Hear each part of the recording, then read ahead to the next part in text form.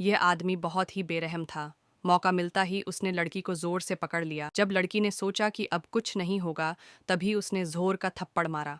उसके बाद वो आराम से खुली बोतल से माउताई पीने लगा। उसने और सहन न किया और तेजी से उसकी पीठ के पीछे जाकर बोतल उसके सिर पर चढ़ाई, नीली आवाज में रस्सी खोली और उसने उस आदमी का गला कस दिया। 1 घंटे से भी कम समय में वो दम तोड़ चुका था। लड़की ने उसका शव एक बोरी में बंद किया, फिर उसे खचाखच भरे कमरे की अलमारी में रखा। वापस कमरे में आकर लड़की नाचने लगी, खुशी से हाथ पांव मार रही थी, सोचकर कि अब वो सुरक्षित है। अगली सुबह जब लड़की सोफे से उठकर नहाने जाने लगी तो उसे अपने प्रेमी की आवाज आई। वो चौंक कर मुड़ी। दरवाजे पर उसका प्रेमी खड़ा था और प्यार से पूछा, क्या हुआ? लड़की को यकीन नहीं हुआ। तुम तो मर गए थे। वह सिहर उठी। उसने आगे बढ़कर छूना चाहा, जैसे जानना हो कि सच में वही शव है या कुछ और। प्रेमी ने उसका हाथ थामा और उसकी गर्दन पर जख्म देख लिए। लड़की सहम गई, डर के मारे चीखती हुई बाहर भागी। रास्ते में पड़ोसी मिले, जिन्होंने परेशान होकर कहा कि प्रेमी दारजो कमरे में जाकर टूटी नल सही कर दे। लड़की मौके का फायदा उठाकर अलमारी तक पहुंची। वहां उसी प्रेमी का शव पड़ा था, बिल्कुल अचाहे पड़े जैसा। अब वह और भी ज्यादा हक्का बक्का रह गई। सामने जो खड़ा था और अलमारी में पड़ा शव, दोनों एक जैसे दिखते। वह चाहती थी फिर से उसे मार दे, लेकिन जानती थी कि कुछ भी कर लेने पर वह फिर से जीवित हो उठे। रात को उसने फिर जाल खोलने का फैसला किया। आधे चेतन में उसने प्रेमी का मांस काटा और उसे स्वादिष्ट कबाब बना लिया, ताकि वह जब तक खाए फिर न उठ सके। सुबह दारजो आया और बोला,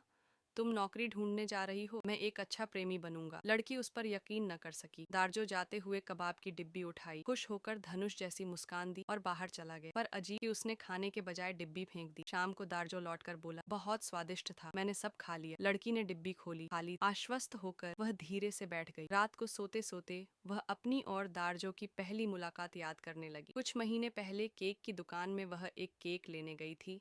गलती से दारजो का केक गिर गया था। वैसे वैसे बातचीत में दोस्ती हुई। दारजो ने बुलाया कि आज उसका जन्मदिन भी है। दोनों गए और करीब आए। आधी साल साथ रहे। फिर पिछले हफ्ते दारजो का स्वभाव बदल गया। वह रोज पागलों जैसी मारपीट करता, लड़की को बेहद तकलीफ देता। इसी कष्ट के चलते लड़की ने उसे उसी सप्ताह मार डाला। अब दारजो, जो सोया था, उठकर उसी अलमारी वाले कमरे के बाहर आया।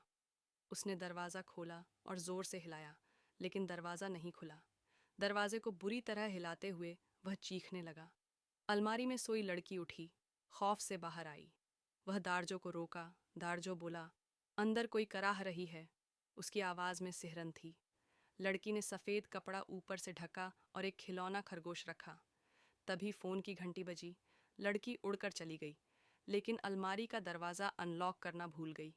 माँ से मिलने गई, थोड़ी बातचीत की,